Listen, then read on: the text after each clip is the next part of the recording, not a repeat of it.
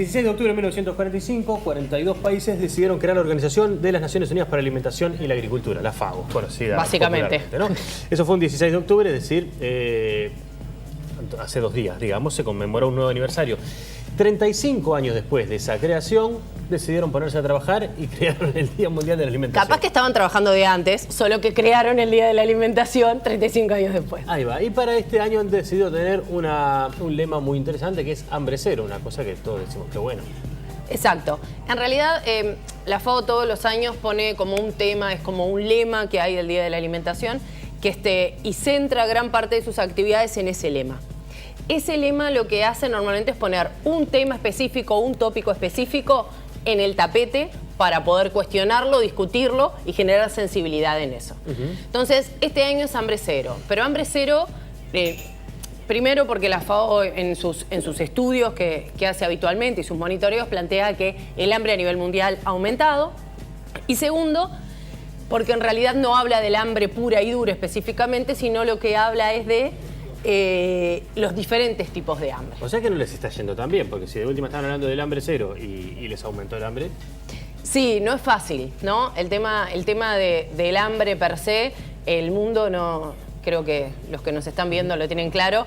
Hay diferentes regiones en el mundo que están pasando por diferentes problemáticas, guerras, problemas sociales, los problemas climáticos que hoy en día nos están llamando la atención a todos, tienen grandes incidencias en la alimentación, porque se pierden cultivos, los alimentos aumentan de precio, hay cosas a las que no se acceden. Un ejemplo para ver cómo nos afecta a nosotros.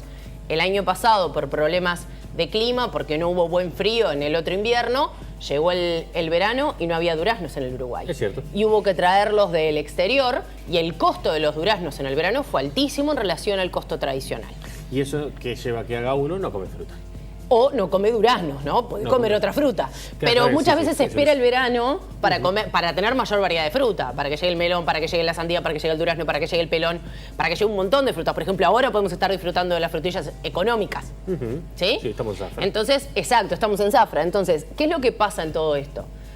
Lo que sucede es que muchas veces los eventos climáticos adversos, como pueden ser, como se han visto, lluvias fuertes, sequías y ese tipo de cosas, afectan la producción de alimentos, o eventos adversos como hubo un invierno cálido, no fue frío, generaron diferencias. Todo eso afecta a la alimentación. Y entendiendo la alimentación desde 2 lugares, desde el hambre propiamente dicha, que tiene un montón de variables que inciden, o la malnutrición. La malnutrición cuando en realidad puedo tener la energía suficiente, pero no los nutrientes adecuados. Claro, en el libro, hay un libro de Martín Caparrós que se llama El hambre, que va hablando sobre justamente el hambre en distintos lugares del mundo, pero en un momento va a haber el hambre en Nueva York. Y lo que termina diciendo es que se encuentra con una cantidad de personas excedidas de peso, que en realidad termina hablando justamente de eso, de malnutrición. Por eso es que uno en la FAO tira 3 acciones concretas como para realizar con esto del Día Mundial de la Alimentación y tendiendo al hambre cero en el 2030, pero dicen hay que adoptar una dieta más saludable y sostenible. Ahí es que entran ustedes así, son Superman, ¿no? Sí, es bien importante esto de alimentación saludable y sostenible. El sostenible tiene que ver con varias variables, tiene que ver con tratar de consumir alimentos que son producidos en la zona, que a veces es posible y a veces no. Por ejemplo, en el Uruguay no producimos banana. Bueno, por lo tanto, las bananas que vamos a consumir van a ser de otro país. Pero sí tratar de elegir aquellos alimentos que son producidos localmente y disminuir el desperdicio.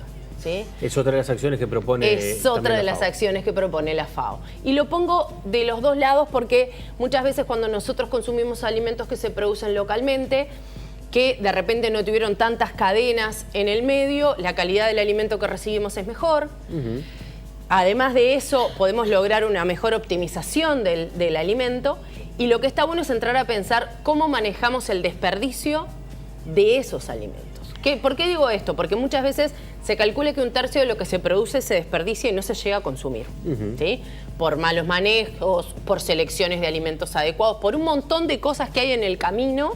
¿Sí? Entonces acá hay como varias cosas a tener en cuenta. La reducción del desperdicio, el manejo y la optimización de lo que consumimos, y acá entra un poquito lo que quedó, o sea, muchas veces a todos nos pasa en casa, hicimos fideos y quedó un poquito de fideos. Sobró un poquito de arroz, sobró un poquito relleno de no sé qué porque no entró en la pascualina. Agarren 2 huevos, un sartén y hagan la famosa ropa vieja y... Bueno, pero a veces esas cosas se pierden. O sea, esa práctica de decir, pero si yo esto lo mezclo con esto otro, más o menos queda bien y hago la ropa vieja, hago lo que en otras casas se llaman los requeches, hago una tortilla y le pongo un par de cosas más y parece otra cosa, no desperdicio ese alimento, ¿sí? Porque cada alimento para ser producido tiene un montón de elementos atrás naturales, un montón de condiciones naturales, tiene agua, tiene suelo, tiene sol, tiene tierra, ¿sí?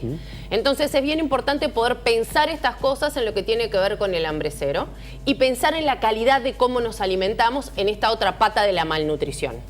Porque el que una persona tenga sobrepeso u obesidad no quiere decir que tenga todos los nutrientes que necesita.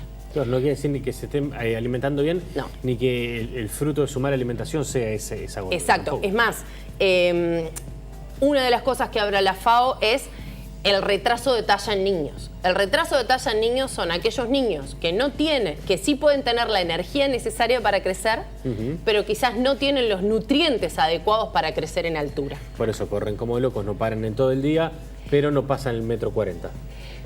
No pasan el 1,40 m por esto, porque llegan energéticamente a lo que necesitan, por eso no están delgaditos, ¿sí?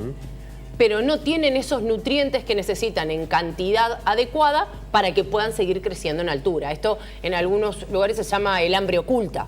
O sea, le están faltando cosas, ¿sí? Pero que en realidad no es visible. Es visible porque no logra desarrollar la talla que debería, ¿tá? Entonces, el hambre tiene como muchas caras. Entonces, uno dice, bueno, el día de la alimentación. El día de la alimentación es un día para poner estos temas arriba del tapete. Es un día para discutir estos temas, para conversar estos temas en diferentes ámbitos y para poder pensarlos nuevamente con otros. Vos ves de alguna manera, porque yo pensaba hoy cuando decías lo de que hay efectos o situaciones, eventos climáticos que afectan una cosecha, una producción y demás, y eso es lo que tiene que ver con la naturaleza y es lo que el ser humano puede intentar controlar, pero la mayoría de las oportunidades no lo puede ni predecir correctamente ni controlarlo.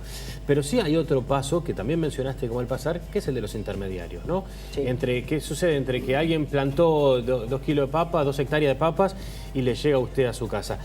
Y ahí muchas veces son los que tienen menos riesgo y menos inversión, pero son los que se llevan la mayor parte de la tajada y son los que encarecen el acceso a, o las especulaciones de mercado, ese tipo de cosas.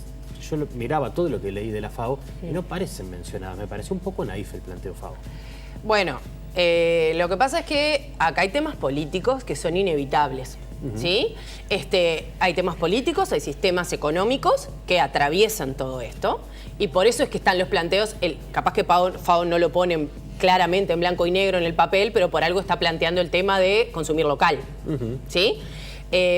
Ha trabajado con mujeres rurales, por ejemplo. Muchísimo. Uno de los mensajes de los años anteriores fue referido a la producción rural. Lo otro que me parece importante es pensar esto, es pensar que el consumo de alimentos y la compra de alimentos es una acción política. Cuando uno elige comprar en productores locales o elegir otros sistemas que te proveen alimentos, uno está haciendo una elección política también, en el sentido que uno elige. Yo o elijo este sistema o elijo este otro. En esto la idea no es generar más carga a la gente, decir, bueno, entonces ahora también tengo que buscar el productor local que me queda lejos, que no sé qué. No, la idea es empezar a pensarlo, ¿sí? Empezar a aprovechar las oportunidades cuando podemos comprar en otros lugares, empezar a pensar que hay otras estrategias para proveernos de nuestros alimentos que no siempre son la estructura y el mercado tradicional. Y entonces pueden sentirse un poquito subversivos también y decir, mira, estoy yendo contra todo esto. En realidad, no sé si es yendo contra todo esto, pero sí marcando otras miradas, eligiendo otras cosas, ¿sí? Y es una elección política cuando uno elige comprar o comer o poner arriba de la mesa ciertas cosas. Inclusive hasta cultural. Cuando yo elijo poner un producto que hasta tiene un nombre que no es de nuestro idioma, como puede ser una nugget, ¿tá? O elijo hacer una milanesa chiquita de pollo, ¿sí? Ahí va. Entonces, para mis hijos, para dejarlo claro y no ponernos en un lugar medio raro, mis hijos ven nuggets y les parece fantástico. Les digo milanesa chiquita de pollo y no me entienden. ¿Tá? Entonces, cuando les hago pedacitos de pollo empanados, les digo, miren, vamos a hacer nuggets, está fantástico, te entiendo. Porque hay cosas que yo se las puedo marcar como madre o como padre y se las marco y se las converso y se las comento. ¿Está? Pero hay otras cosas que tienen que ver con la cultura externa, el sistema en el que ellos están inmersos, que me excede a mí como madre. Que obviamente que yo lo que voy a tratar de hacer es interpelarlo, cuestionarlo y plantearles otras cosas. Pero encontraste un camino intermedio bien encontrado también. Uno tiene que le das buscarlos. el gusto y al mismo tiempo le Claro. mostrás que puede ser elaborado en la casa y Exacto. no necesariamente nace en una bolsa, en una góndola de Pero fresa uno en el también, supermercado. claro, pero uno también tiene que buscarlos, uno también tiene que tener otras estrategias y tiene que interpelar algunas cosas. Porque cuando el niño solo ve una arveja dentro de una lata, hay niños que piensan que las arvejas se hacen en una máquina en vez de salir de la vaina de una planta. Sí, o que ¿Sí? la pechuga de pollo nace en la bandeja de espuma y Por envuelta en ejemplo. nylon. ¿Tá? Entonces, esos procesos productivos, esos procesos naturales, los niños tienen que irlos viendo desde otros lugares para poder entenderlos. Perfecto, muchísimas gracias. ¿Viste que bien que lo llamo cuando no me decís que no coma cosas? Pará, Nos queda un chivo más para decir. ¿Ves que me Ya me estás vas a peleando, pegar. no? Ya me vas a pegar. ¿Vieron que él dice, vieron que bien que nos llevamos? Y en realidad lo que está haciendo es peleándome, porque yo te quiero contar algo. Me va a contar. Escuchen, hay una invitación para hacerles. Hay una invitación para hacerles. En la Escuela de Nutrición, el miércoles 24 del 10 vamos a hacer una actividad con todas mis compañeras de trabajo. Va a haber productores, va a haber actividades para niños, va a haber charlas, es sobre el Día de la Alimentación. Es entre las 10 de la mañana y las 3 de la tarde, ¿sí? Se va a cerrar todo el estacionamiento de la nueva Escuela de Nutrición que queda en Ricaldoni frente al estadio. Vieron que está el Hospital de Clínicas, el CUDIM, Sí. el Instituto de Higiene. Bueno, en el medio queda la nueva Escuela de Nutrición, de Tecnología Médica y de Parteras. Ahí es donde vamos a cerrar todo el estacionamiento y se va a hacer un gran espacio interactivo para trabajar temas de alimentación, para que aquellas escuelas que quieran ir puedan ir y visitar. Por ahí está el correo si se quieren contactar. La idea, los esperamos. La idea es compartir un momento y poder hablar de estas cosas y de las dudas que tengan, ¿no? Porque muchas veces uno plantea un tema, pero salen otras cosas atrás que también están muy buenas para poder compartir. Bueno, vamos a darle una manija también a Virna para mandar el móvil para ahí. Ah, bueno, Miércoles, en el posiblemente. programa. Vamos a hablar con Mirna. Total. Gracias, Vir. No, por favor.